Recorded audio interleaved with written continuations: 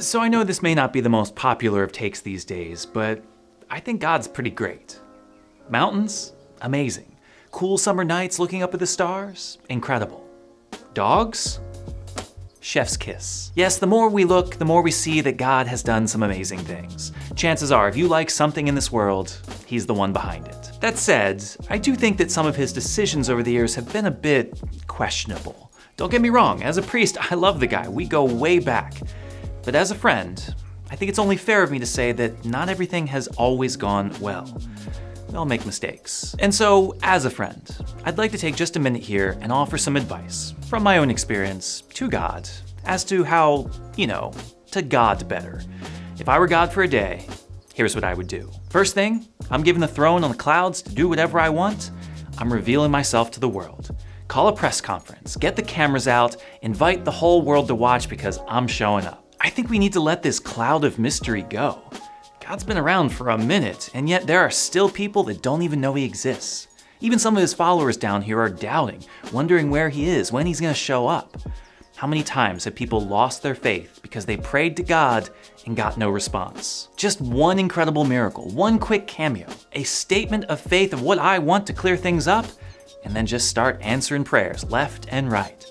People need to know that God exists and their prayers are heard. After that, it's time to start cooking. And I mean literally. I'm punishing all evildoers and those who don't believe. What's your excuse now, atheists? Maybe before you could have pled ignorance. You didn't know God existed. You didn't know the rules really mattered. But now, after making everything clear, there's no tolerating that. Now, I haven't decided yet if I'm gonna immediately throw people to hell or issue a sort of 3 strikes you're out policy, but I do think that justice needs to be swift. I mean, come on, if I were God and I created everything and everyone, I would expect people to love and respect me. It seems only fair. You're not getting this free life that you didn't pay for or deserve and not at least say thank you. Either love me and follow my rules, or you're gone. At this point, we're rolling, so I say let's not stop at atheists and evildoers. Let's get rid of anything I don't care for. Things that are annoying, ugly, inconvenient, broken. Why are you here? I mean, if I'm God, I can't have an imperfect world on my record. I want people looking at that mess over there and thinking it's my handiwork. If it's not pristine, ordered, normal, and easily sensible to the human mind, it has no place in this existence. Modern art? Ancient history.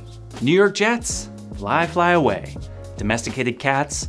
Laser pointer right off the cliff of non-existence. The same goes for the Cars franchise, slow Wi-Fi, ads in the middle of YouTube videos, nuts and cookies, and of course, CVS receipts that are 4 feet long. You done messed up, humanity, and God needs to make things perfect again.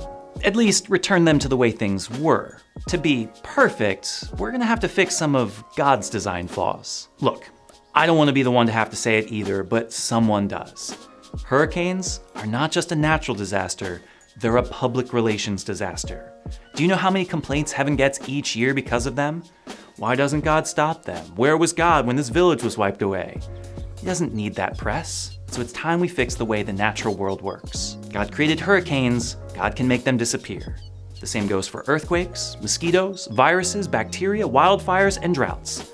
I realize that humanity has done its part in cutting down natural resources and burning the heck out of fossil fuels, but there were some problems baked into Earth from the start. God must have known that they would cause human suffering and yet still made them anyway. They gotta go. Which sadly brings me to my last point and the most important. When I'm God, there will be no more sadness on Earth. There will be no losing loved ones, no mourning, no tragedies, because there will be no more death. I'm canceling it. I know that humans sinned and the penalty for sin is death, but I think it's time to let bygones be bygones. Bring back the tree of life. Assuming that they're good and I haven't gotten rid of them myself already, of course. Before a kid gets sick, I'll intervene. Before a war starts, I will stop it. Before car crashes, someone drinks too much, the safety railing gives out, or anything bad is about to happen, I will send an angel to keep everyone safe. But wait, there's more, because I'm getting rid of all physical pain and suffering altogether. Why should humans have to feel such torment? Touch a hot stove? Feel nothing. Stub your toe? Feels great. The way everything should be, because I'm a good, loving, caring God that doesn't want people to suffer. Right? Isn't that what we all want from God? We want proof that He exists beyond any doubt. We want evildoers punished immediately and without mercy. imperfections and frustrations eliminated, natural disasters avoided, pain and suffering made non-existent. For so many people, these are the criticisms of God, the arguments we used against his existence, that he's a mystery, that certain things don't make sense, that evil persists. And on a certain level, these are all things we want to fix. So if we were God for a day, what I've described might very well be the things we would all do.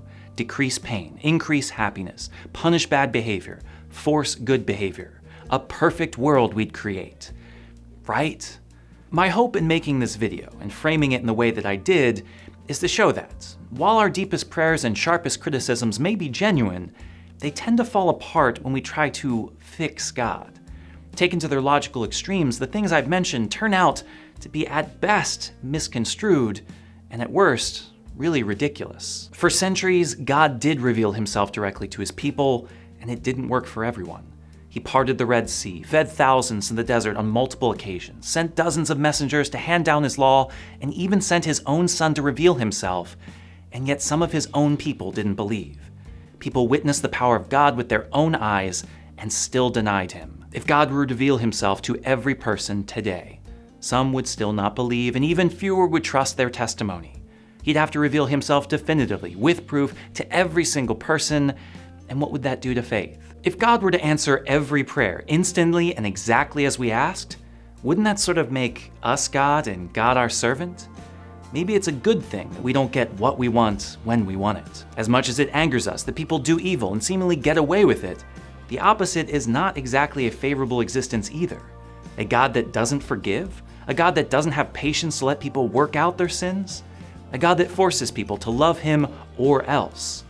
That doesn't sound like love to me. It's tempting to want to remove everything that brings us frustration or confusion, but when would it stop? So you don't like the Jets, which is right and just, but get rid of them, and I'm sure you'd find a new enemy, which you'll then want to get rid of. When does it end, and what is lost in the process? Think about the many things you like in this world that you didn't appreciate earlier in life. Think about how much goodness can be found even in chaos, disorder, and what the world deems ugly. Natural disasters cause pain in human communities for sure, but it's not like they're entirely useless.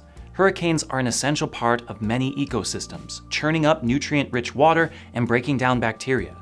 Wildfires clear ground of debris, open up forests to more sunlight, and nourish the soil. Many animals depend on mosquitoes for food, and believe it or not, the world could not survive without bacteria or viruses. They too serve an important purpose and provide helpful things to us. And finally, suffering. Death. The toughest issue of them all, the strongest argument against God. When we experience it, it can be very difficult to believe that God cares for us.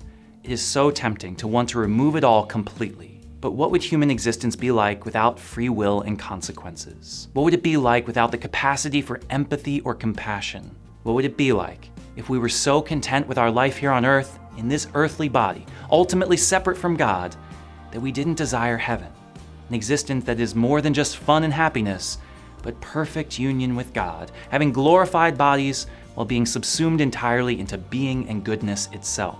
To the living, to those attached to this life, suffering and death make no sense. The imperfections and frustrations of this world are intolerable, and so we criticize God.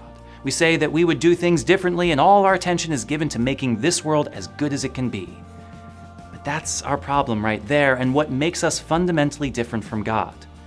We can't see that this world isn't the ultimate goal. While I don't want to suggest that I'm fine with all the problems in this life, or that I don't have times when I'm confused by God's actions, I do. I just want to say that I'm fully aware that God isn't concerned with making this life into a utopia. It's about leading us to the one that already exists. There are things in this world that cause tremendous harm in this life, yes. But if they ultimately lead people to be more empathetic, charitable, humble, dependent on God, and determined to live in the kingdom of heaven, then are they really things we want to get rid of? I don't think it's an accident that Jesus began his ministry by preaching that those who are blessed are the poor, the mourning, the meek, the hungry, the merciful, the clean of heart, the peacemakers, and even the persecuted. The fact that he's not interested in being the God that we would be, removing suffering and discomfort, does not mean that he is distant or uncaring. It simply shows that his focus is not our focus. And maybe, just maybe, that means that we need to change our focus. Maybe our measure of God's performance shouldn't be on how well this world looks like heaven, but how well this world gets to heaven. I'm not sure about you, but that's a job I think God is perfectly qualified for and doesn't need any advice from me to make it happen.